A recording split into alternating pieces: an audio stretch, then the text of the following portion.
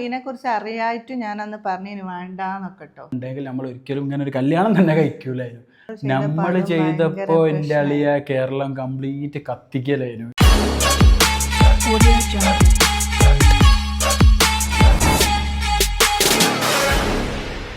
ഹേ guys, welcome back. എന്തൊക്കെയാണ് വിശേഷം? എല്ലാവർക്കും സുഖമല്ലേ ഗൈസ്?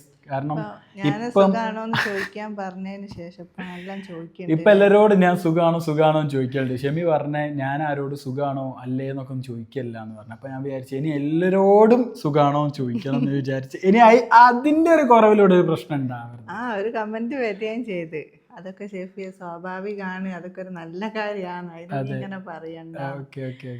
നല്ല കാര്യങ്ങൾക്കൊക്കെ നമ്മൾ കട്ട സപ്പോർട്ടായിട്ട് എന്നും ഷെമിന്റെ മുന്നിലുണ്ട്. അപ്പൊ ഇന്ന് നമ്മള് സംസാരിക്കാൻ വിചാരിക്കുന്ന വിഷയം എന്താന്ന് വെച്ച് കഴിഞ്ഞാൽ ഗൈസ്, കൊറേ ആൾക്കാര് ചോദിക്കണ്ട് എത്ര മാസമായി, എവിടാ കാണിക്കുന്നത്, അങ്ങനത്തെ അല്ലേ ഇതൊക്കെ ചോദ്യങ്ങൾ. അങ്ങനെ കുറെ ആൾക്കാർ കുറെ ഡൗട്ടുകളൊക്കെ ഉണ്ട്. അപ്പൊ കാരണം എന്താ വെച്ചാൽ എന്നെ കണ്ടാ ചിലപ്പോ വയറ് ഇത്രയായിട്ട് ചിലര് ചോദിക്കുന്നുണ്ട് 9 ആയോ 8 ആയോ എന്ന് കാണിക്കാൻ പോകുമ്പോഴൊക്കെ അവിടെ ആരൊക്കെ കണ്ട് ചോദിക്കുന്നുണ്ട് ഡേറ്റ് ആയോ എന്നൊക്കെ. ഡേറ്റ് ആയില്ല.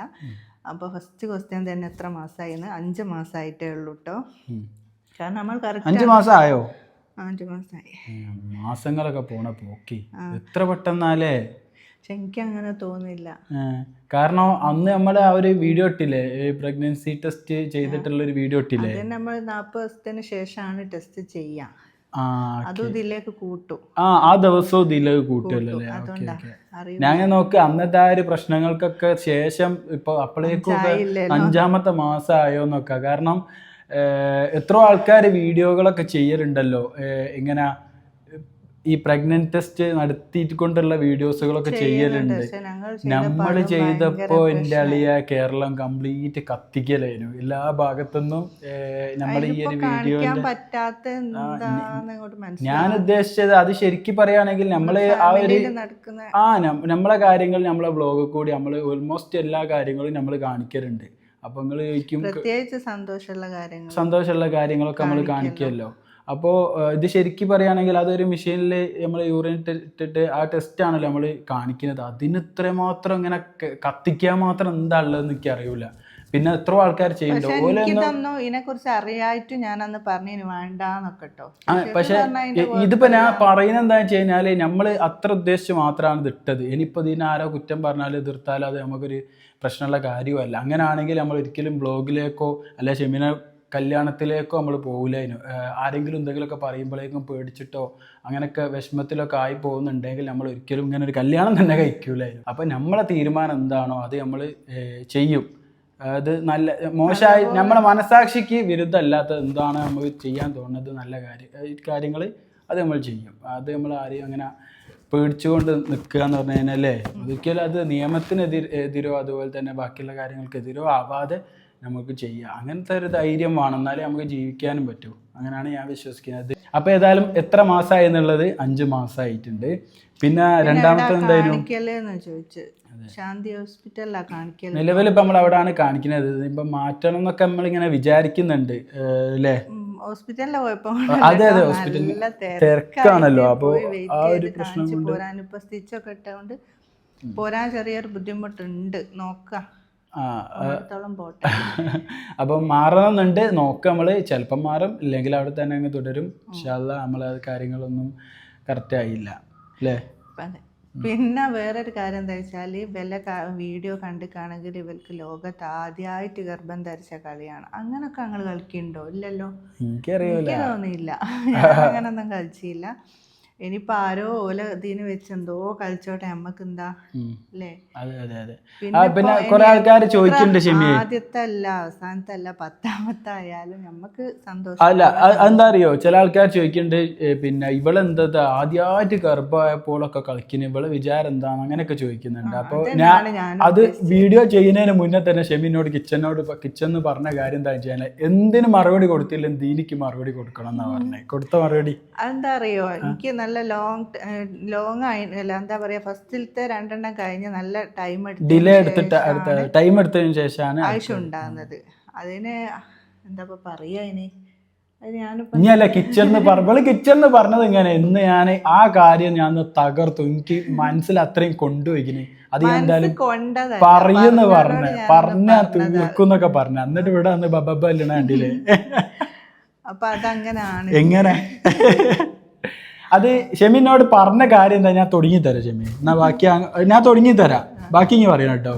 ഷെമിനോട് കിച്ചൺ പറഞ്ഞ കാര്യം എന്താണെന്ന് വെച്ച് കഴിഞ്ഞാൽ, നമ്മൾ പ്രസവിക്കുന്നത് ഫസ്റ്റ് പ്രസവമായാലും രണ്ടാമത്തെ പ്രസവമായാലും മൂന്നാമത്തെ പ്രസവമായാലും പെയിന് കാര്യങ്ങളൊക്കെ സെയിം ആയിരിക്കും. അത് ആർക്കായാലും അത് കുറേ എന്താ പറയുക പരിചയം ഉണ്ടാകുക എന്നുള്ളതല്ല. അത് ഏത് പ്രഗ്നൻസി ടൈമിലും നമുക്ക് അതിൻ്റെതായിട്ടുള്ള ബുദ്ധിമുട്ടും പ്രശ്നങ്ങളും ഒക്കെ ഉണ്ടാവും. പിന്നെ വേദന ആദ്യത്തെ പ്രസവവും രണ്ടാമത്തെ പ്രസവവും ഇങ്ങനെ വേദനയുടെ കാര്യം എല്ലാം എനിക്ക് പറയാൻ പറ്റൂല. എനിക്കൊക്കെ കണക്കായിട്ടാ തോന്നിയത്. എല്ലാം സെയിം ആയിട്ട് തന്നെ. പക്ഷേ വേറെ കാര്യം എന്താ വെച്ച് കഴിഞ്ഞാൽ, ഫസ്റ്റ് പ്രസവിക്കുന്ന സമയത്ത് ആ പെൺകുട്ടിക്ക് അറിയൂല എങ്ങനെയാണ് പ്രസവം വരാൻ. പക്ഷെ ഇവർക്ക് ഒരു വട്ടം പ്രസവിച്ച ഒരാൾക്ക് അതൊക്കെയാണ് അവിടെ സംഭവിക്കാൻ പോണെന്നുള്ളതിനെ കുറിച്ച് ഇതൊക്കെ അറിഞ്ഞുകൊണ്ട് അറിയാണ്ട് അങ്ങ് പോണത് അറിഞ്ഞു പോണത് രണ്ടാണ്. ഇങ്ങനെ പറയാ ലേബർ റൂമിൽ പോണ്ടേ, അങ്ങനല്ലേ ഇങ്ങനല്ലേ എന്നൊക്കെ ഇങ്ങനെ വിചാരിച്ച് നിൽക്കുക. അപ്പോൾ പിന്നെ ഫസ്റ്റ് 2 എണ്ണം കഴിഞ്ഞ് പിന്നെ നല്ല ടൈം എടുത്താണല്ലോ എൻ്റെ ആശുവിൻ്റെത്. പിന്നെ ആശുവിൻ്റെ ഇനിയിപ്പോൾ ഉണ്ടാവില്ല എന്ന് വിചാരിച്ചെടുത്ത് ഉണ്ടായതുമാണല്ലോ ഇത്. ഞാൻ എൻ്റെ മനസ്സിൽ ഇനിയിപ്പോൾ ഉണ്ടാവില്ല എന്നൊക്കെ വിചാരിച്ചാട്ടോ. ഞാനും ഷെഫിക്ക് ഉണ്ടെങ്കിലും ഉണ്ടാവില്ല എന്ന് വിചാരിച്ച് കിട്ടിയാണ്. ഷെഫിക്ക് ഇപ്പം എന്തായാലും സന്തോഷമില്ലാതെ നിൽക്കുമോ? ഓനിപ്പോൾ എന്താ പറയാ, ഓൻ്റെ കുട്ടിയല്ലേ. അതിന്റെ ഇതൊക്കെ കാണിച്ചോട്ടെ.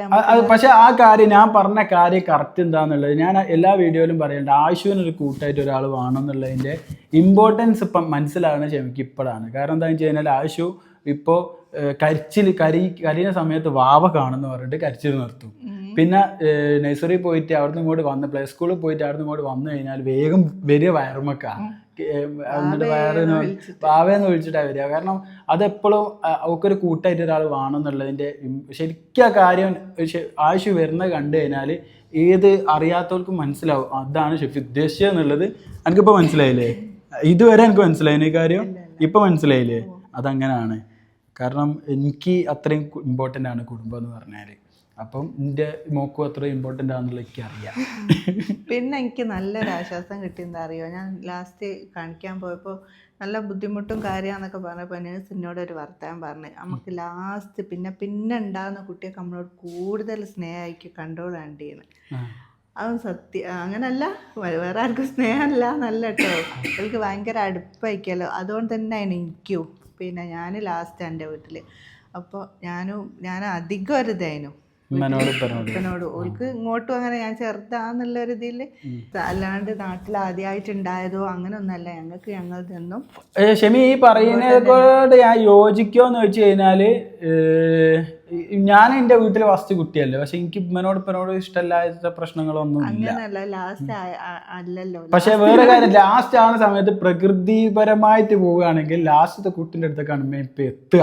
അത് ഓട്ടോമാറ്റിക്കലി കൂടുതലും അല്ലേ, ചില സ്ഥലത്ത് അങ്ങോട്ടും ഇങ്ങോട്ടും മാറ്റേണ്ട കൂടുതൽ നമ്മൾ കാണുന്നത് ലാസ്റ്റത്തെ കുട്ടി ചെറിയൻ്റെ അടുത്തേക്കാണ് ഇപ്പം ഇങ്ങനെ പോവുക.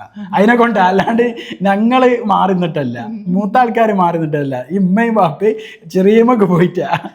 അങ്ങനല്ല കേട്ടോ. ഉമ്മക്കും ഉപ്പക്കും എന്ന് പറഞ്ഞു കഴിഞ്ഞാൽ ഏത് ഉമ്മക്കും ഉപ്പൊക്കെ ആയാലും എല്ലാ മക്കളും ഒരുപോലെ അല്ല. 5 പേരിലും പല പല നീളം വലുപ്പമാണ്. ഉദാഹരണം ഒന്ന് പോയാലും അതെ ഏത് പോയാലും നമുക്ക് വിഷമല്ലേ. അല്ല അതാണ് ഉദ്ദേശിച്ചത്. ഓക്കെ. അപ്പൊ ഏതായാലും എന്റെ കലിപ്പ് തീർന്നോ? എനിക്ക് കലിപ്പില്ല. ഞാൻ പറഞ്ഞില്ല, എന്നോട് ചോദിച്ചാൽ എനിക്കൊരു മറുപടി. അല്ല നിങ്ങൾക്ക് എന്നെ അറിഞ്ഞൂടെ ലോകത്തിലെ ആദ്യത്തെ ഗർഭമൊന്നല്ല എൻ്റെ എന്നുള്ളത്. അതെ എന്റെ മുടി നിങ്ങൾ കണ്ടില്ലേ? ഞാൻ എന്താ പറയാ, മുടി നല്ലോണം ഇങ്ങനെ വാർന്ന് വെക്കാത്തതും കൊണ്ട് കണ്ട ചുരുണ്ട് വരുന്നത്. അപ്പോൾ വാർന്ന് വെച്ചാൽ എനിക്കെന്താ പറയാനുള്ളത്? ഷെമീൻ്റെ അടുത്തൊക്കെ ആരും വരരുത്, എനിക്ക് അത്രേ പറയാനുള്ളൂ. ഷെമീനെ പറ്റി കമന്റ് ഇവിടെ ഒരാളും ഇടരുത് ഇല്ലേ? അതല്ലേ പറയാല്ലേ? അതന്നെ. ഇപ്പൊ വീട്ടിൽ സൗകര്യം ഉണ്ടാവില്ല. ഇനി ആ സൗകര്യക്കേട് ആക്കാൻ വിചാരിച്ച് നിങ്ങൾ കമന്റ് ഇട്ടാൽ ഞാൻ ആ സൗകര്യക്കേട് പോട്ടെ വെക്കും. എന്ന് വെച്ച് കഴിഞ്ഞാൽ ഓരോ സൗകര്യം ഉണ്ടാക്കി വിട്ടെ എന്ന് വിചാരിക്കും. കാരണം ഞമ്മക്ക് അങ്ങനത്തെ ഇത് പ്രശ്നങ്ങളൊന്നും ഇല്ലാത്തതാ അല്ലേ? അത്ര അതെ അതെഞ്ഞ് പറഞ്ഞു എന്നെ പറയാത്തോ എന്റെ കലിപ്പ് അവിടെ തരട്ടെ. ചിലര് പറയുന്നത് പെൺകുട്ടി ആയിക്കോന്ന്.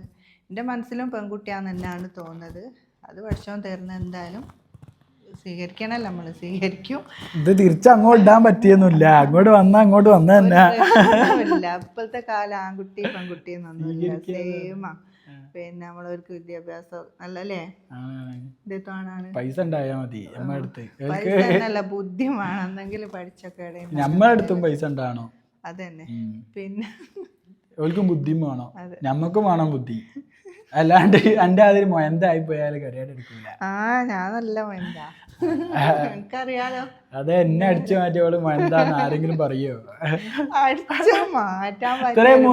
ഇത്രയും നല്ല അടിപൊളിയല്ലേ? ആണോ അല്ല ഇഞ്ഞ പറയണ്ടി? അപ്പൊ അങ്ങനെ കാണു വർത്താനം. പിന്നെ എന്തായാലും ലാസ്റ്റ് വേറൊരു ക്വസ്റ്റ്യനും കൂടി ഉണ്ടായിട്ട് കൊറേ ക്ഷമിക്കാട്ട് വീണിട്ടെടുത്ത അന്നത്തെ ദിവസം എടുക്കെടുത്ത് എനിക്കും വേണല്ലോ. അതെ അതെ, ഒക്കെ ഒരു അവസരം മറന്നു വിട്ടോക്കി താഴെ. പിന്നെ ചിലര് ചോദിക്കാട്ടോ, റീലൊക്കെ കണ്ടിട്ട് ഇങ്ങക്ക് അവിടെ അടിങ്ങി നിന്നൂടെ ഈ വയസ്സാം കാലത്ത് ഈ പല്ലലായി? അതായത് ഈ തള്ളക്ക് പള്ളയും വെച്ച് അടിങ്ങി ആൾക്ക് കുത്തിരുന്നൂടെ എന്നാണ് ചോദിക്കുന്നത് അല്ലേ? അങ്ങനെ ചോദിക്കുന്നത്, അങ്ങനെ ചോദിക്കുന്നത് തന്നെ പറയും. അല്ലാണ്ട് ഈ പറഞ്ഞ ആൾക്കാർക്ക് മനസ്സിലായി എന്റെ കലി തീർക്ക്, ഞാൻ നല്ല ഒപ്പിച്ചു കൊടുക്കുക, ഞാൻ അങ്ങനെ പിരിയേറ്റുക, അങ്ങനെ പറഞ്ഞ ജമി. ഓല് മറ്റേ പറഞ്ഞേക്കണ് തള്ള നല്ല പറഞ്ഞേ. തള്ള പറഞ്ഞാൽ തള്ളല്ലേ, ഓരോരോ നാട്ടിൽ ഓരോരോ ഭാഷ. പറഞ്ഞേ പറഞ്ഞെടുത്തോ, അവിടെ പറയാണ്ടേ പറഞ്ഞോ. പറയാനൊന്നുമില്ലക്ക് അത് പറയ്, എന്നാലല്ലേ മനസ്സിലാവും. ഒന്നുമില്ല, ഇപ്പൊ വീഡിയോ ഇല്ലെങ്കിൽ എന്താ വീഡിയോ ഇടാത്ത, വീഡിയോ ഇടി എന്ന് പറയുന്നുണ്ട്. പിന്നെ ഇപ്പൊ ഞങ്ങളെ പണിയാണിത്, ഞങ്ങൾക്ക് ഇത് ചെയ്തില്ലെങ്കിൽ വേറെ പണിയൊന്നും ഇല്ലല്ലോ ഷെഫിക്കില്ല. അപ്പൊ ഞങ്ങൾക്ക് അതിനൊക്കെ വേണ്ടി ഞങ്ങൾ വീഡിയോ എടുക്കും, വീഡിയോ എടുക്കണം. ഇത്രേ പറയാനുള്ളൂ, എന്താ പറയാനുള്ളത്? എത്ര മൂപ്പിച്ചിട്ടും കാര്യമില്ല. ക്ഷമേ, ഇങ്ങനൊരു കാര്യം ചിന്തിക്കാണ്, പബ്ലിക്കിന്റെ മുന്നിൽ വെച്ചിങ്ങാണ്ടാണ് എന്നെ തള്ളയെന്ന് വിളിച്ചത്. അതിനെനിക്ക് പറയാനുള്ളത് പറഞ്ഞോ, ഇപ്പൊ കിട്ടിയ അവസരം. വേറെ വിളിച്ചില്ലല്ലോ, എന്ത് വിളിച്ചാലും പോലില്ല കേട്ടോ, എന്തോന്നായിപ്പോയി. ഇങ്ങനെ നല്ല ക്യാമറ ഓഫ് ആക്കി, ഇതിങ്ങനല്ല, ഇത് തെറ്റിക്കിന്, ഇനി ഇത് നടക്കൂല. ഇവളിങ്ങനെ അല്ലേ പറഞ്ഞേ, ഇവള് പറഞ്ഞെങ്കിൽ 4 ഭർത്താവ് അങ്ങനെ കിച്ചന്ന് പറഞ്ഞു. പിന്നെ അങ്ങനെ ഇതിങ്ങനെ ആയി പോവായിക്കൊന്നും അറിയണോ? അനക്കെന്താ 4 ആൾക്കാരുടെ ഒന്ന് പറയാൻ പേടി? ഇവളിങ്ങോട്ടൊക്കെ എന്നോട് എന്തും പറയും, പുറത്തുള്ള ആരോടൊക്കെ എന്നോട് ശരിക്കും പറയാം, നമ്മൾ വീട്ടിലാണ് സമാധാനം സന്തോഷവും നല്ല ബഹുമാനത്തിലൊക്കെ നിൽക്കേണ്ടി. പുറത്തൊക്കെ നമ്മൾ മോഡലായിട്ടൊക്കെ നിന്നാലും മതി. ഇത് നേരെ തിരിച്ചാ, പുറത്ത് നല്ലോടാ പോരെ. നിർത്തോ, ഇത് നിർത്തോ. ഈ ചെറിയൊക്കെ ഞാൻ എപ്പോഴാ കാണുന്നത്, ഇങ്ങനൊക്കെ ഇനി ചുരുക്കിയുണ്ട്. ഇതൊക്കെ വീഡിയോന്റെ മുന്നിൽ ക്യാമറ മുന്നിൽ ഞാൻ കാണുന്നത് ചിരിയൊക്കെ. അങ്ങെടുത്തോ ഞാനിപ്പോ പറയാൻ എനിക്ക് പറയാണ്ടേ പറയും. എനിക്കില്ല മൂപ്പിക്കാടാ, എനിക്കറിയാം അവനങ്ങനെ തിരിയാത്തുണ്ട്. ഞാൻ പഠിക്കാൻ തന്നെ ഒരു 10 കൊല്ലം എടുക്കൂ, പിന്നെ എപ്പോഴാ ജീവിക്കല് എനിക്ക് ഓർമ്മയില്ല അവൻ്റെ ഒപ്പരം. അപ്പം അങ്ങനെ പറയുന്നവരോട് പറയാനുള്ളത്, നമ്മൾ വീഡിയോ ചെയ്യുക തന്നെ ചെയ്യുന്നു, അത്രേ ഉള്ളൂ. ആ ഒരു വാക്കിൽ നീ പറ്റും പോലൊക്കെ ഞങ്ങൾ ചെയ്യും. നിങ്ങൾക്ക് നിങ്ങൾ മാക്സിമം കമന്റ് ചെയ്ത് പിന്നെ റിയാക്ഷൻ വീഡിയോ ഒക്കെ ചെയ്യണ്ട. റിയാക്ഷൻ വീഡിയോ ചെയ്യാൻ നമ്മൾ ആർക്കും സമ്മതമൊന്നും കൊടുത്തില്ല അല്ലേ? അതെ അതെ, ഓക്കെ. കമന്റ് ഒക്കെ എഴുതിക്കോളി, ഇതിനൊക്കെ രസമല്ലേ? അപ്പൊ ഓക്കെ, ഏതായാലും അതെ ഇത് അതെ നമ്മളെ എല്ലാവരോടും അല്ല കേട്ടോ പറയുന്നത്, അങ്ങനെ മോശം കമന്റുകൾ എഴുതുന്ന ആൾക്കാർ ഉണ്ട് പറയുന്നത്. പിന്നെ ഷെമിനോട് തള്ളക്ക് വേറെ പണിയൊന്നുമില്ല അങ്ങനെ അങ്ങനെയാന്നൊക്കെ. അപ്പം എൻ്റെ വൈഫാണ് അത്, നിങ്ങൾക്കത് തള്ളാണെങ്കിൽ എനിക്കത് എൻ്റെ വൈഫായിട്ടാണ്. അപ്പോൾ അങ്ങനെയൊക്കെ പറയുന്ന ആൾക്കാർ ശ്രദ്ധിച്ച് കഴിഞ്ഞിട്ട് കമൻറ്റുകളൊക്കെ എഴുതുക. ഓക്കെ, അപ്പോൾ ഏതായാലും ശുഭദിനം, ശുഭനിദ്ര, ഗുഡ് നൈറ്റ്. നിങ്ങൾക്കും ആവാം കോടീശ്വറിൽ നിന്നും. ഓക്കെ, അപ്പോൾ ഇൻഷാ അല്ലാഹ് നാളെ കാണാം. Bye bye.